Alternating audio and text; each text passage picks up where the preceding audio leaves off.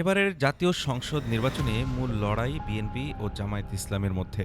তবে নির্বাচনী মাঠে নতুন মাত্রা যোগ করেছে আওয়ামী লীগ অধ্যুষিত প্রায় ৩০টি আসন। আওয়ামী লীগের কার্যক্রম নিষিদ্ধ থাকায় এসব আসনের ভোট এখন হয়ে উঠেছে বিএনপি, জামায়াত ও স্বতন্ত্র প্রার্থীদের কাছে সবচেয়ে বড় ফ্যাক্টর।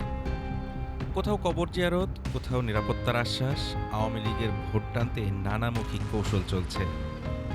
দীর্ঘদিন যেসব আসনে আওয়ামী লীগের জয় ছিল প্রায় নিশ্চিত, এবারের নির্বাচনে সেখানেই বদলাচ্ছে ভোটের অঙ্ক। আওয়ামী লীগ মাঠে না থাকায় দলটির সমর্থকদের ভোট হয়ে উঠেছে সবচেয়ে কাঙ্ক্ষিত। মাদারীপুর ৩টি আসনই আওয়ামী লীগের শক্ত ঘাঁটি। শাহজাহান খান, আফম বাহাউদ্দিন নাসির, নুরি আলম চৌধুরীর মতো প্রভাবশালী নেতাদের এলাকা।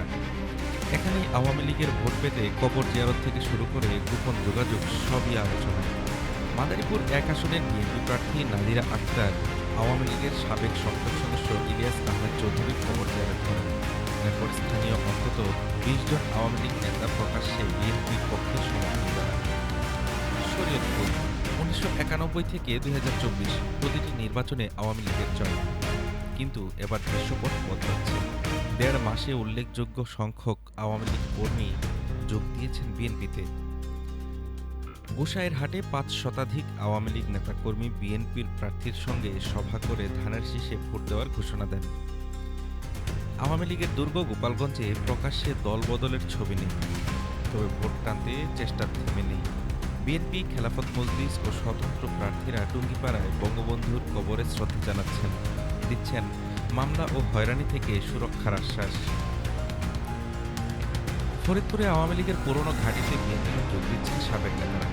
বাগেরহাটে আশ্বাস, ভিন্ন রাজনৈতিক পরিচয়ে কেউ হয়রানির শিকার হবেন না। আর ঠাকুরগাঁওয়ে সংখ্যালঘু ভোটারদের নিরাপত্তা এখন বড় ইস্যু। বিএনপি ও জামায়াত দুই পক্ষই মন্দির চত্বরে গিয়ে নিরাপত্তার প্রতিশ্রুতি দিচ্ছেন। জামালপুর ও ময়মনসিংহেও আওয়ামী লীগের ভোট প্রান্তে প্রতিযোগিতা তৈরি। কোথাও বিএনপি, কোথাও জামায়াতের পক্ষে প্রকাশ্যে কাজ করছেন আওয়ামী লীগের প্রতিনিধি নেতারা। স্থানীয় কর্মীদের ভাষ্য, হয়রানি এড়াতে বাস্তবতার সঙ্গে তাল মিলিয়ে সিদ্ধান্ত। সব মিলিয়ে এবারের নির্বাচনে আওয়ামী লীগ অধ্যুষিত আসনগুলোতে দলটির ভোট কোন দিকে কতটা সরে যায় তার উপরই নির্ভর করবে বহু আসনের ফলাফল। হাফিজুর রহমান তুষার, ঢাকা টুডে।